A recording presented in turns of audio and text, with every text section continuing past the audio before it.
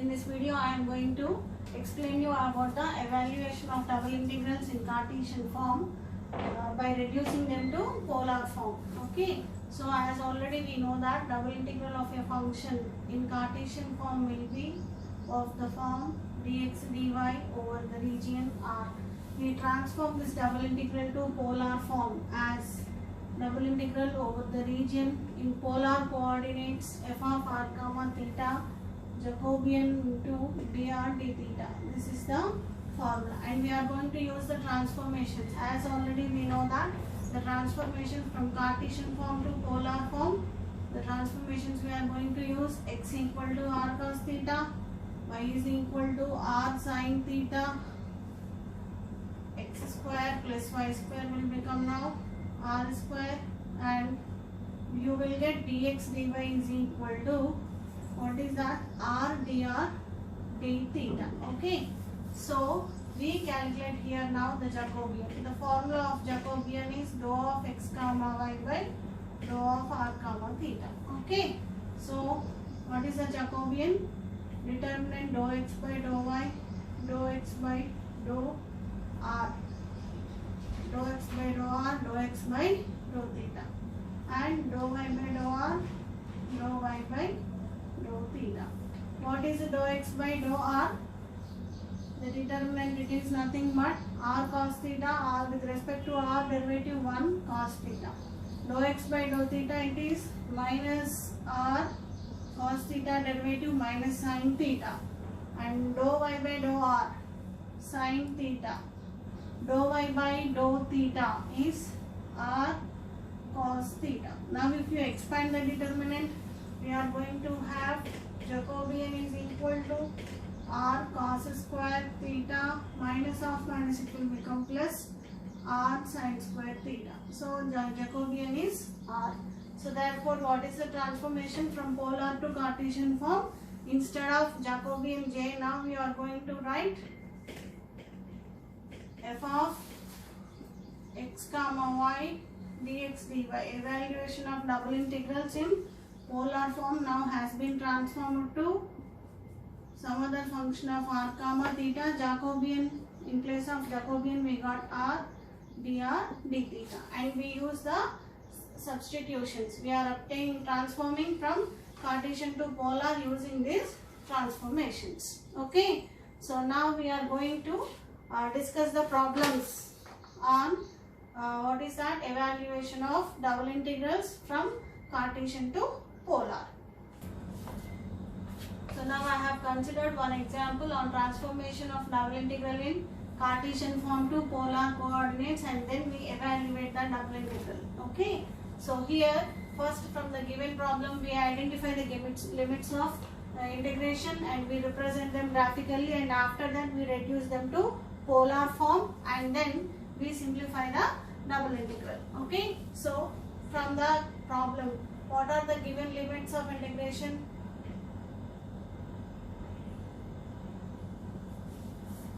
Because if you observe clearly, the double integral inner integration limits are from 0 to square root of a square minus x square. These are in terms of the variable x, so they refer to the limits of the variable y. So therefore outer limits are from 0 to a. These are the values of x. So therefore, how do you write the limits of integration now? X varies from 0 to a, and y varies from 0 to root of a square minus x square. Now if you observe the variable limits, y is equal to 0. What does it represent? It is an x-axis, represents x-axis. And what is the another limit of y variable?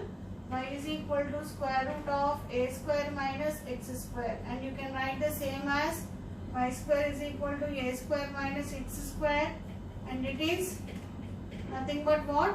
X square plus y square is equal to a square.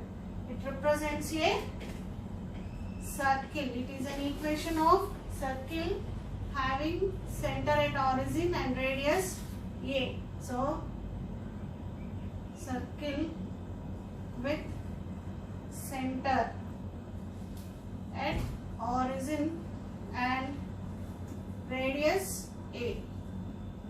So do you represent this? Now in the graph, we represent the limits of integration by drawing a circle. So this is the circle, and this is the radius, ordinates a comma 0, and it represents 0 comma a, and it is an origin. So now if you observe clearly, y is having the limits of integration in terms of x, and it is varying from x-axis to circle. So therefore, and that to positive side of the circle, and x varies from 0 to a. So therefore, what is our region of integration? The region lying only in the first quadrant of the xy plane. Okay, the region bounded by the circle lying only in the first quadrant. So if you draw the vertical strip, now it matches the given limits of integration p comma pq. This is the vertical strip. These are the limits given in Cartesian form. Now we reduce these limits to polar form using the transformations. What are the transformations? We transform the given double integral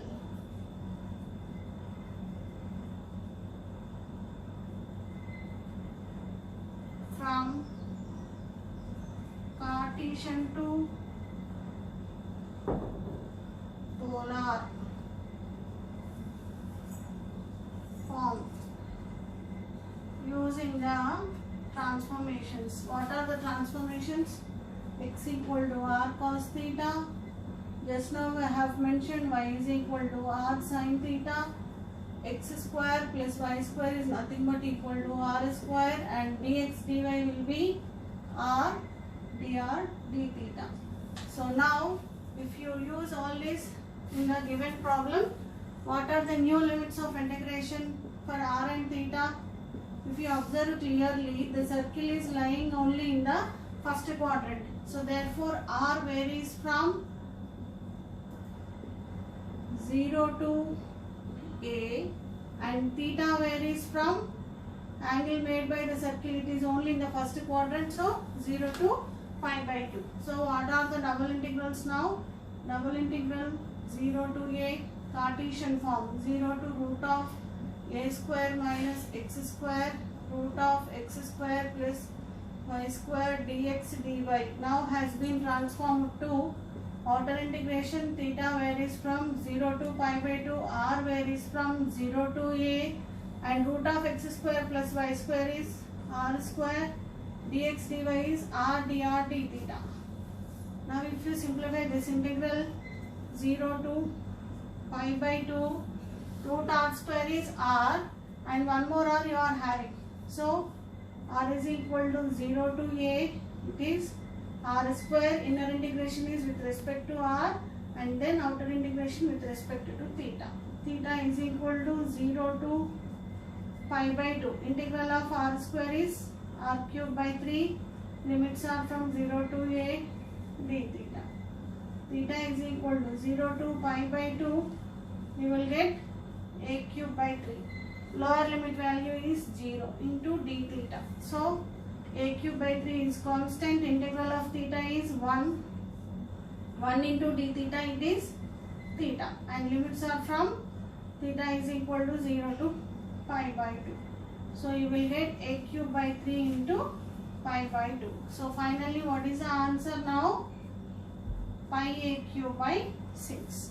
So we write finally double integral 0 to a, 0 to root of a square minus x square, and the function integrand is x square plus y square under root dx dy is equal to, we got pi a cube by 6 after reducing this into polar form. Now I am going to consider another example in the same method. Evaluation of double integrals in Cartesian form. We reduce them to polar form and then we simplify the double integral. Okay. So again, first we write the limits of integration given in the problem. So what are the given limits of integration? Again, if you observe clearly, the limits, inner integration limits are in terms of x. They refer to the variable y. So outer integration limits are for x. So x varies from 0 to 2 and y varies from 0 to root of 2x minus x square. Again, if you consider what is that y is equal to 0, it represents x axis, and another limit, upper limit of y variable is square root of 2x minus x square. If you write this, you will get y square is equal to 2x minus x square. Now x square, if it comes to this side, it will become plus minus 2x plus y square is equal to 0. You add 1 on both sides. Minus 2x plus 1 plus y square is equal to 1. I am adding 1 in LHS and as well as on RHS, so that it will become now x minus 1 whole square plus y square is equal to 1. What does it represent? It is also an equation of circle with center at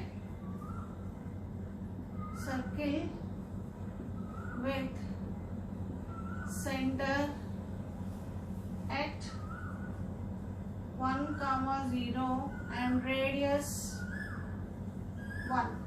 Okay, because it resembles the standard form x minus a whole square plus y minus b whole square is equal to r square.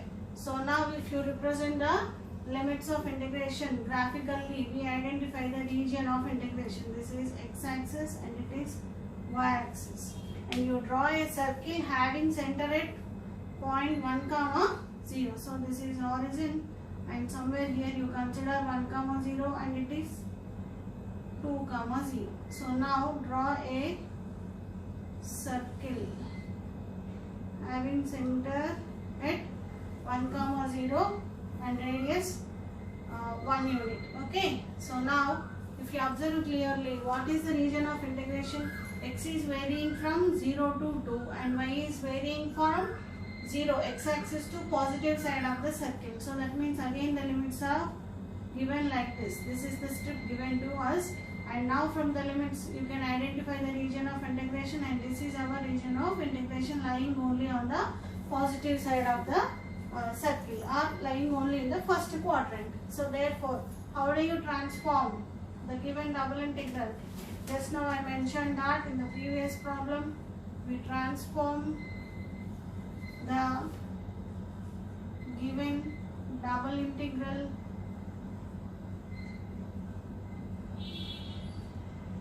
in Cartesian coordinates to polar coordinates using the